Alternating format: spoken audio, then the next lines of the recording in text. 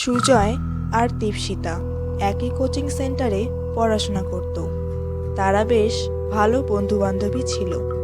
যেদিন বিকেলে পড়া থাকতো সেদিন তারা প্রায়শই একসাথে বাড়ি আসতো।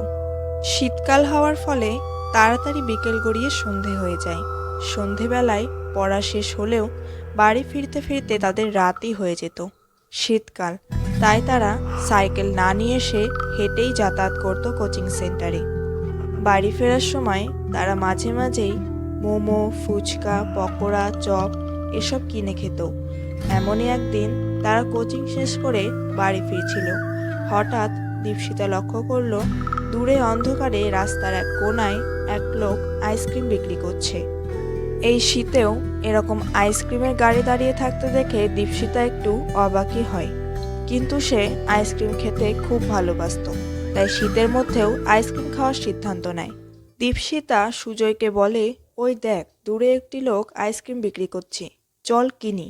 সুজয় দীপশিতাকে জানায় এই শীতের মধ্যে আইসক্রিম খাওয়া ঠিক হবে না, চল অন্য কিছু খাই। কিন্তু যখন সুজয় ওই আইসক্রিমের গাড়িটির দিকে তাকায় তখন যেন সেও আর না করে বেশিক্ষণ থাকতে পারে না। সেও শেষে রাজি হয়ে যায়। তারা দুজন এবার আইসক্রিমের গাড়িটির দিকে এগোতে থাকে। তারা সেখানে পৌঁছে দেখে যিনি আইসক্রিম বিক্রি করছে তার মুখটি অদ্ভুতভাবে ঢাকা। কিন্তু তারা সেদিকে অত লক্ষ্য না করে কোন আইসক্রিমটি কিনবে সেদিকে তাকিয়েছিল। তারা যতক্ষণে দেখছিল তার মাঝে হঠাৎ ওই লোকটির মুখ থেকে পেঁচানো মাফলারটি খুলে যায়। খুব তাড়াতাড়ি আবার তিনি মুখটি ঢেকে নেন। সে সময় সুজয় লোকটির মুখের কিছুটা অংশ দেখতে পায়। সুজয় দেখে লোকটির মুখে যেন কোনো প্রকার চামড়া নেই, শুধু পচা গলা মাংস আর দাঁত। এই দৃশ্য দেখে সুজয় যেন ভয়ে জড়সড় হয়ে যায়।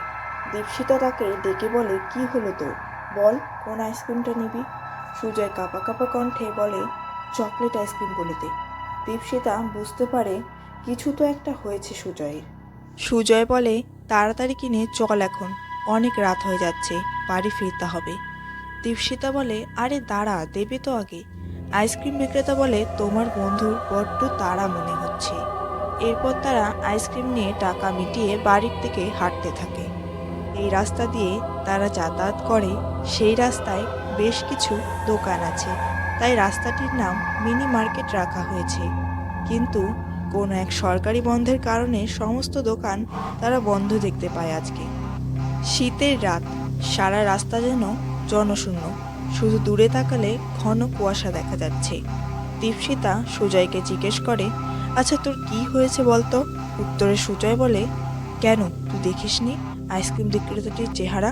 আমার তো শ্বাস প্রায় বন্ধ হয়ে যাচ্ছিল। দীপশিতা বলে, কই, দেখিনি তো ওনার মুখ, কেন, কেমন দেখতে ছিল?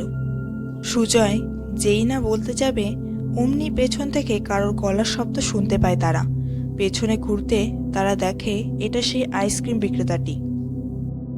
লোকটি তাদের বলছে, দাঁড়াও, ভয় পেও না আমাকে দেখে।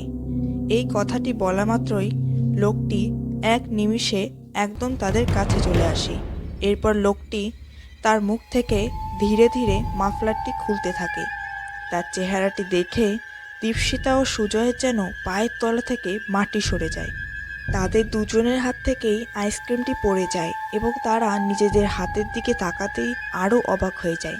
তারা দেখে তাদের দুজনের হাত রক্তে ভেজা এবং তারা যে আইসক্রিমটি খাচ্ছিল সেটার আইসক্রিম নেই, সেটি পচা গলা রক্ত মাংসপিণ্ডে পরিণত হয়েছে। তারা ভয়ে ও ঘেন্নায় যত জোরে সম্ভব দৌড়ে সেখান থেকে পালায়। তাদের সাথে যেমন ঘটনা ঘটে তা তারা বাড়িতে জানানোর সাহস পায় না। কিন্তু এরপর থেকে তারা বেশি দেরি হলে কোচিং সেন্টার থেকে একা বাড়ি ফেরার সাহস পায় না। আইসক্রিমের মধ্যে ওসব দেখে তারা আইসক্রিম খাওয়াও বন্ধ করে দেয়। এখনও তাদের কারো না কারো স্বপ্নে ওই লোকটিকে তারা দেখতে পায়।